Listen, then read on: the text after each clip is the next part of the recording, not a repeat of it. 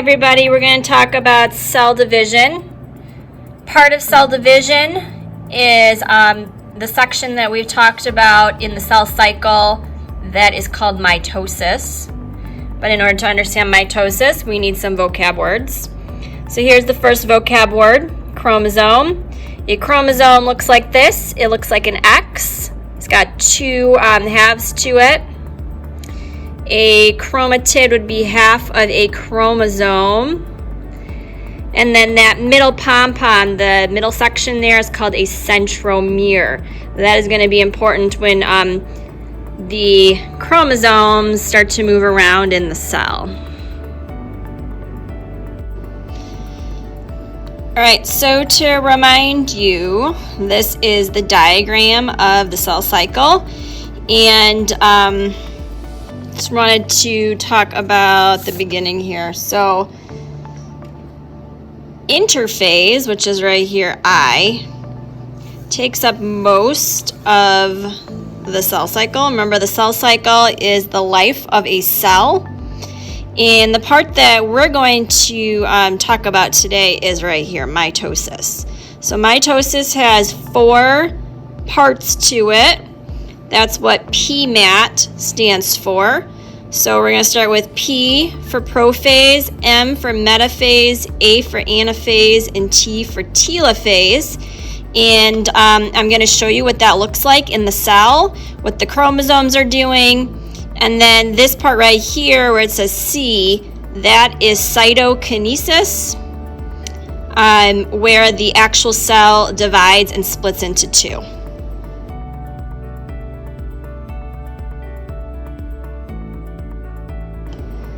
Okay, here is the cell, and right here is where the nucleus is.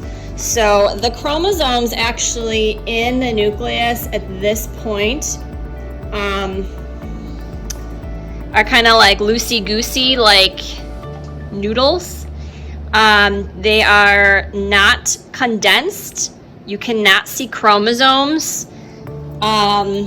During this part, interphase, this is when the cell is growing, but also making a copy of the DNA inside the nucleus, even though we can't see it.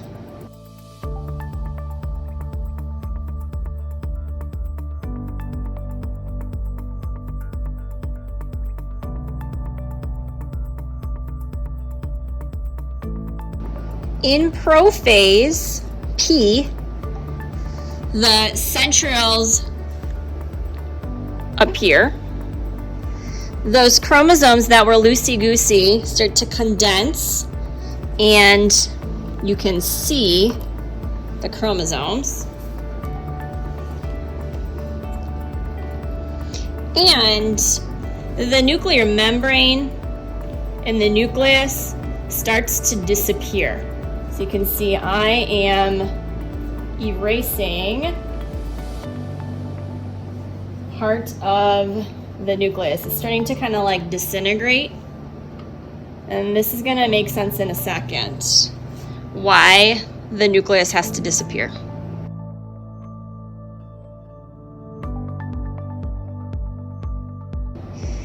All right, metaphase. So these centrioles, they start to form something called spindle, and the spindle fiber is actually attached to the middle of the chromosomes. At this point, that nucleus has totally disappeared. So I'm gonna erase it. And like I said, the spindle attaches itself to the chromosomes. So we're actually gonna put in one more chromosome.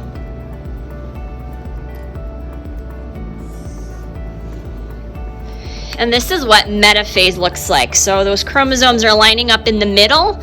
Meta means middle.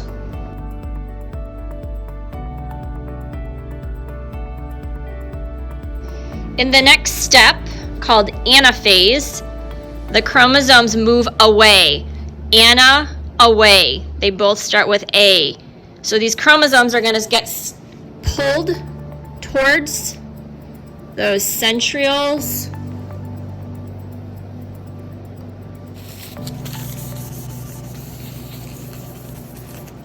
towards opposite ends.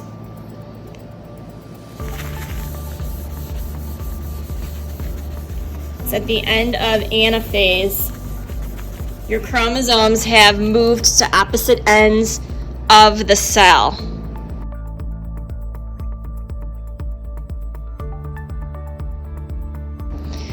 All right, so I hope that it makes sense that the nucleus had to disappear because the chromosomes are not going to move around in the cell if they are confined to a nucleus. So the nucleus had to disappear back in prophase so that we could move these chromosomes around and divide them into two, right? Because we're going to eventually then divide the cell. So at the end of anaphase, we had the chromosomes on opposite ends. So this next part of mitosis is called telophase. So what happens in telophase is that the cell starts to pinch off like this on both ends, and the nuclear membrane reappears. These go away. Nucleus reappears around those chromosomes that have been divided on both sides. And I do want to tell you that this right here, where it's pinching off, this is called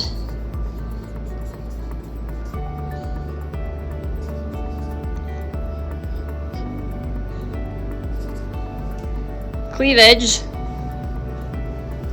furrow. This is the only kind of cleavage allowed at school, guys, right here in the cell, in telophase.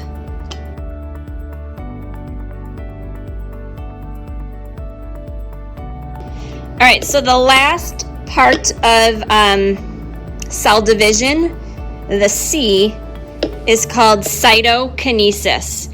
So in cytokinesis, the cytoplasm literally splits, and you end up with two cells. So now you have two separate cells that are exactly the same to each other, to the original, and mitosis, cell division, has ended.